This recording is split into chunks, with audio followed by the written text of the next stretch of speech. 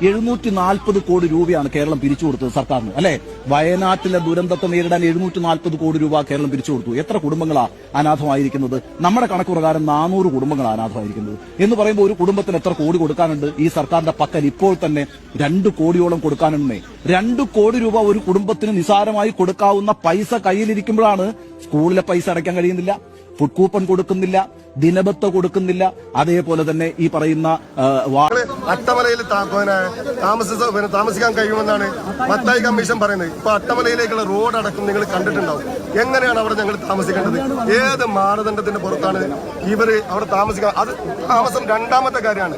ഞങ്ങൾ എന്തുകൊണ്ട് പണിക്ക് പോവേണ്ടി വന്നു ഇത്തരം ഒരു സാഹചര്യത്തിൽ എന്നുള്ളത് നിങ്ങൾ ഇനിയെങ്കിലും മനസ്സിലാക്കണം. കാരണം ഞങ്ങളുടെ കുടുംബം പട്ടിണിയാണ്, ഞങ്ങളെ മക്കളെ പഠിപ്പിക്കണം, ഈ പ്രദേശത്തുള്ള ആളുകൾക്ക് മുഴുവൻ ജീവിക്കണം. ഞങ്ങൾ 9,000 രൂപ 300 രൂപയാണല്ലോ ഔദാര്യം പോലെ നിങ്ങളെ ഭാഗത്ത് തഹസിൽദാറെടുത്തും കളക്ടറെടുത്തും നിരവധി തവണ വന്ന് കാല് പിടിക്കുന്ന സാഹചര്യം ഉണ്ടായി. ഒരു 300 രൂപക്ക് വേണ്ടിയിട്ടാണ് ഞങ്ങൾ വന്ന് കാല് പിടിച്ചത്. ഇച്ഛ പോലെ ഞങ്ങൾ ചോദിക്കുക ഈ നാട്ടിലുള്ള ആളുകൾക്ക് ജീവിക്കാൻ. നിങ്ങളുടെ വില്ലേജ് ഓഫീസറുടെ തെറ്റായ റിപ്പോർട്ടിന്റെ ഫലമാണ് എന്ന് ഞങ്ങൾ ഇല്ല.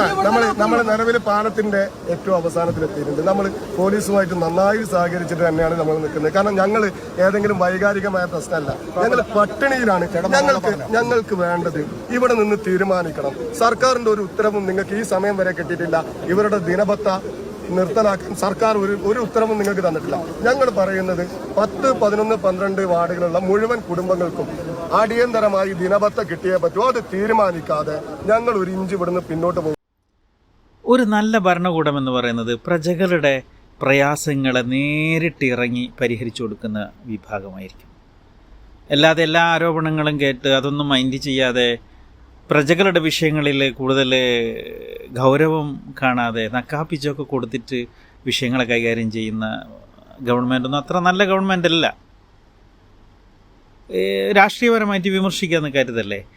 ഇതൊക്കെ ജനങ്ങളുടെ പ്രശ്നമാണ്. ഇവരൊക്കെ കരച്ചിൽ കാണുന്ന സമയത്ത് നമുക്ക് പ്രയാസങ്ങളുണ്ട്. നമ്മൾ സേഫായിട്ട് മറ്റൊരു തലത്തിൽ ജീവിക്കുന്ന സമയത്ത് ഞങ്ങളെപ്പോലെ തന്നെ നമ്മളെ നാട്ടുകാരും ജീവിക്കണമെന്ന് ആഗ്രഹിക്കുന്നതുകൊണ്ട് പറയാൻ.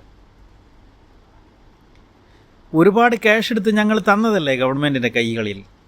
ഈ പൊതുജനമല്ലേ ഈ വിഷയത്തിൽ കോടികൾ എടുത്ത് തന്നത്? ഇനി എത്ര സന്നദ്ധ സംഘടനകൾ എന്തൊക്കെ ചെയ്യാൻ ഉദ്ദേശിക്കുന്നുണ്ട്?